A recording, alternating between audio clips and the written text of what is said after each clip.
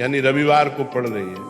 पौष मास की संकष्टी चतुर्थी व्रत। और दोस्तों, यह वह तिथि है जो पौष महीने में पड़ने वाली सबसे बड़ी तिथि मानी जाती है, क्योंकि यह रविवार के दिन पड़ रही है और इसका बहुत ही बड़ा और विशेष महत्व होता है।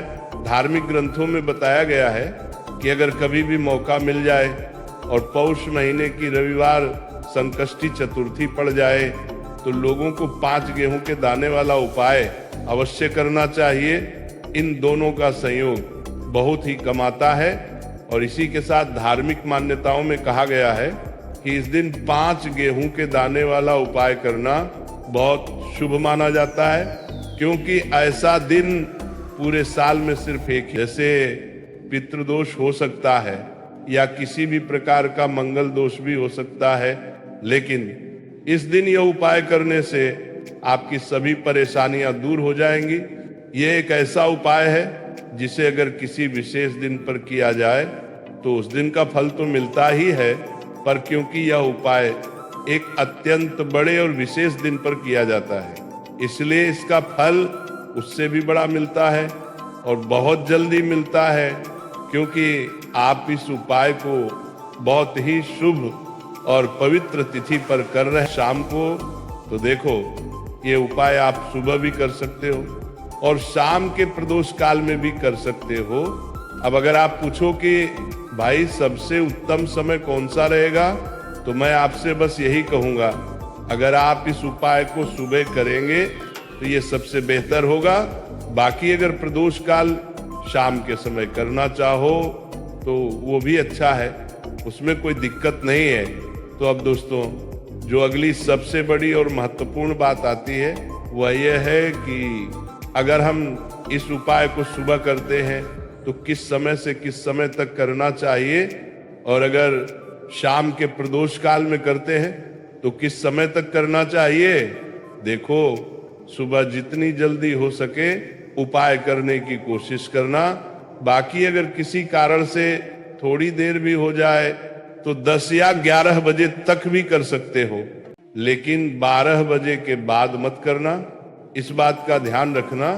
अब दोस्तों, अगर शाम के प्रदोष काल की बात करें तो प्रदोष काल का समय शाम 6 बजे से शुरू होता है, मतलब शाम 6 बजे से लेकर लगभग 7 बजे तक का समय प्रदोष काल माना जाता है।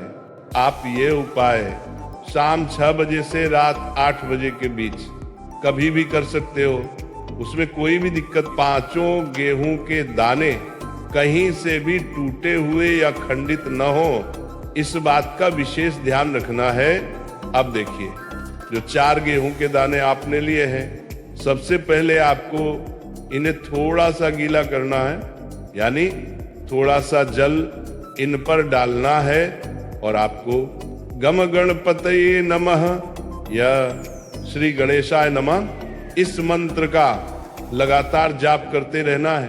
अब ये जो 4 गेहूं के दाने हैं, इन्हें आपको शिवलिंग के उस स्थान पर जहां भगवान गणेश जी का स्थान होता है समर्पित कर देना है। जहां कहीं भी गणेश जी विराजमान हो उसी स्थान पर आपको ये 4 गेहूं के दाने अर्पित करने हैं।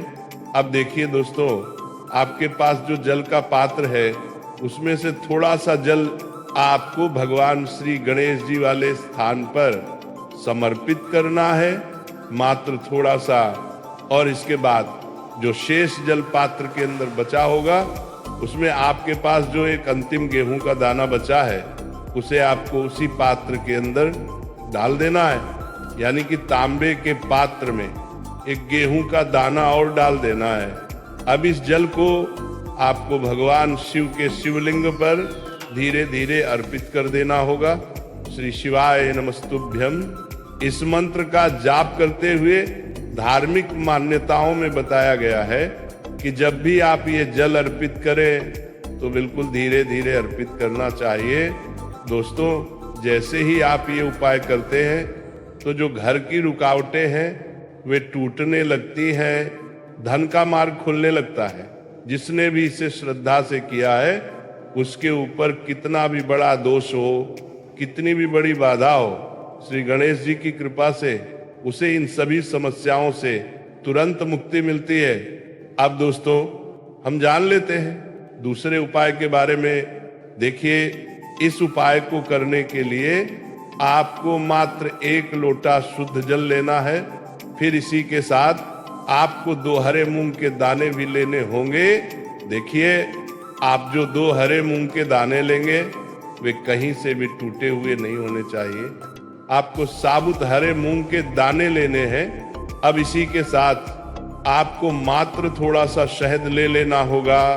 इन तीनों सामग्रियों को लेकर आपको भगवान शिव के मंदिर में पहुंच जाना है। धार्मिक मान्यताओं में बताया गया है कि ये उपाय आप संकष्टी चतुर्थी व्रत पर सुबह से लेकर शाम तक किसी भी समय कर सकते हैं। अब उपाय कैसे करना है?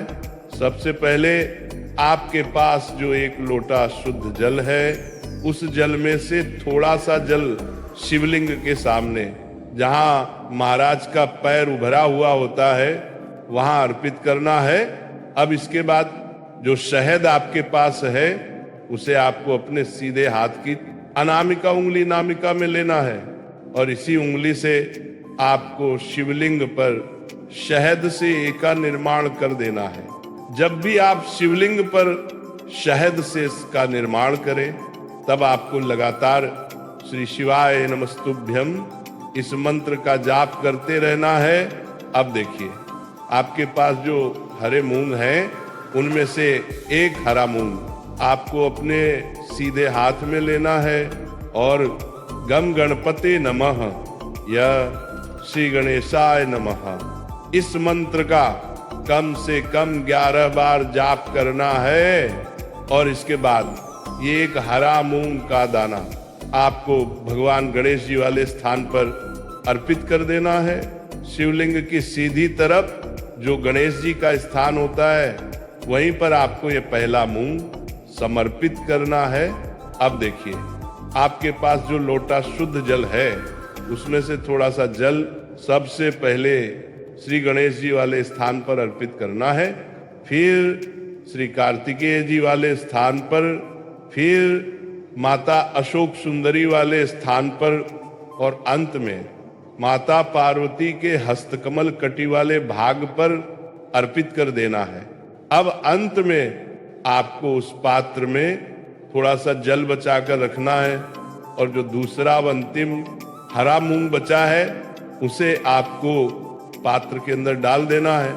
अब ये जल आपको धीरे धीरे शिवलिंग पर अर्पित करना है और मन ही मन बुद्धेश्वर महादेव का स्मरण करना है।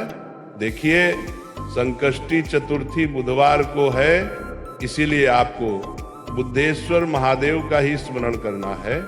जल अर्पित करने के बाद आपको शिवलिंग के सामने बैठकर महादेव से यह प्रार्थना करनी है कि आपके जीवन में जो भी समस्याएं चल रही हैं वे दूर हों। धार्मिक मान्यताओं में बताया गया है कि रविवार की